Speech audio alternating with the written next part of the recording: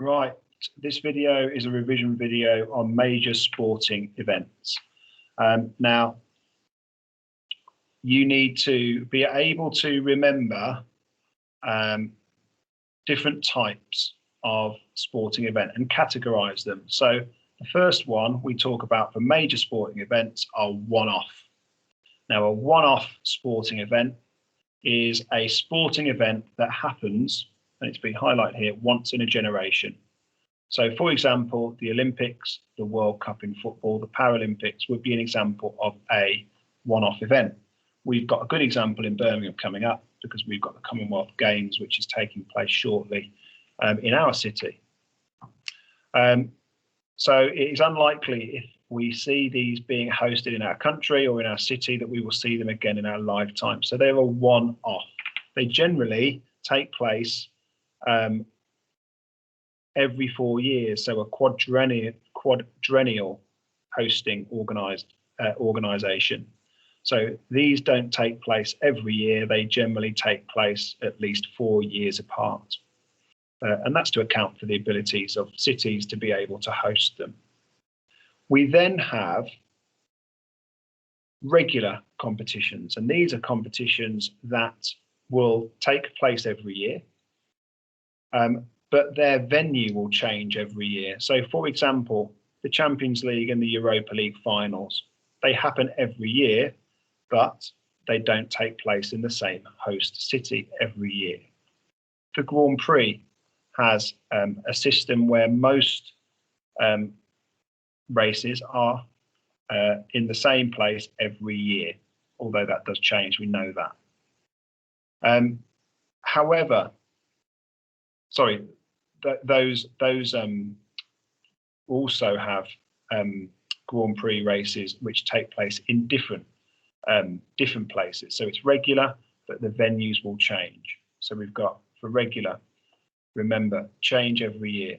Now you also have some regular competitions take place in the same venue. And a really good example of this is Wimbledon.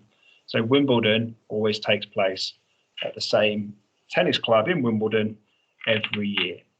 So that is a regular and a reoccurring competition. Same with the FA Cup, which takes place at Wembley Stadium.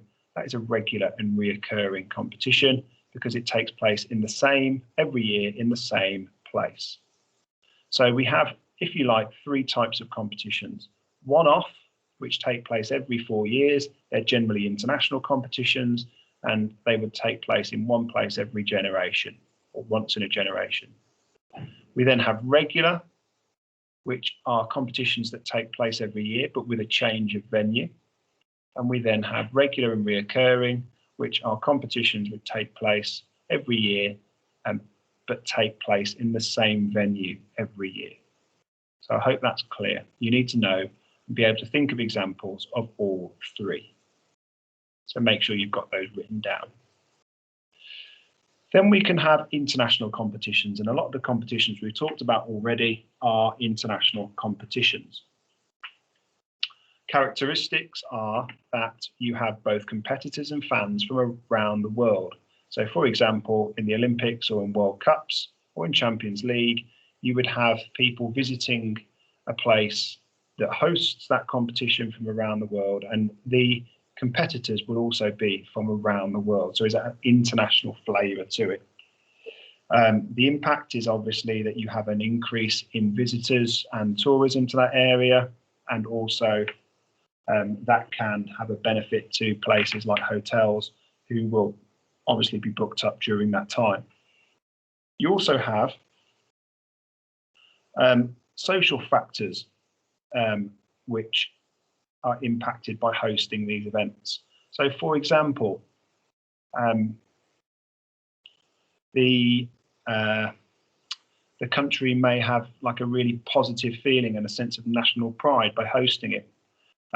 We could also benefit economically, so by investment in infrastructure. Now, we've talked about infrastructure before. So infrastructure is the organisation of a place.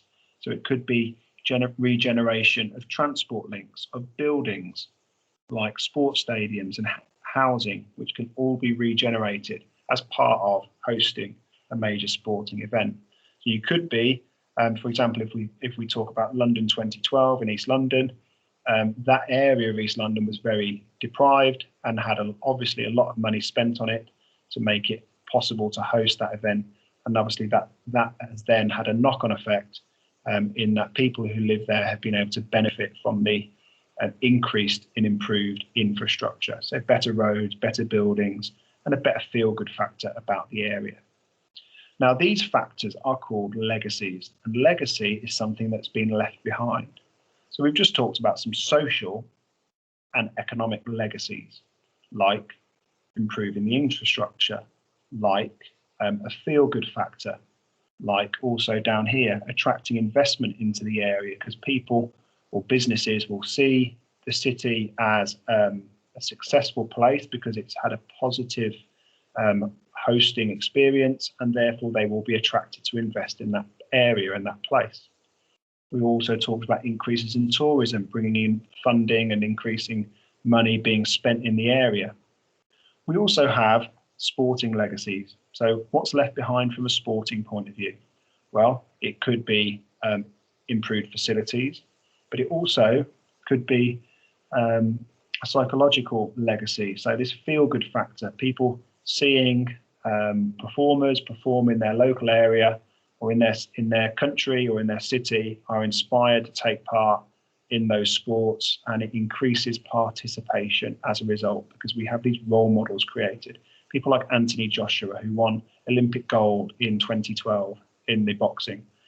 He has become a role model and has inspired lots of people to take part in his sport. So there are 3 different types of legacies. Legacies are things that are left behind after the event, and they could be sporting or social or economic. It's important you're able to talk about all of these different legacies that could be left behind, or all of these benefits to hosting a major sporting event. And one of the disadvantages, and the major disadvantages is, sorry, no, we're not on disadvantages, we're on positives. One of the other positives is that it could acquire investment. Well, this could be a negative and a positive, I suppose. So first of all, if we talk about the positives, you might attract sponsors to help with costs. So you might attract investment to help with the construction of these buildings and this infrastructure that you need. However, one of the disadvantages is the amount that it costs to pay for all of these buildings and these changes to the city that need to be made. And that is generally as a result of taxpayers' money, or it could also be from lottery funding or by the national governing bodies of the sport. But in whichever way, it costs a huge amount to build new stadiums, to build new roads, rail links, athletes, villages, and so on. So this could be a massive negative. And in fact, we know that some cities have experienced protests because the local people would prefer not to have the money spent on the sports event, and they would prefer it to be spent on healthcare or education or buildings and housing. And we've seen this in Rio during their preparation to host the Olympic Games a few years ago. So there are positive and negatives to hosting major sporting events. You need to be aware of both. There are different types of competitions. You need to know about all 3. So here's a question to test you, or here's 2 questions to test you. So the first one is about the types of competitions, and the second one is about the benefits of hosting an event. Pause the video and have a go. And here are the answers.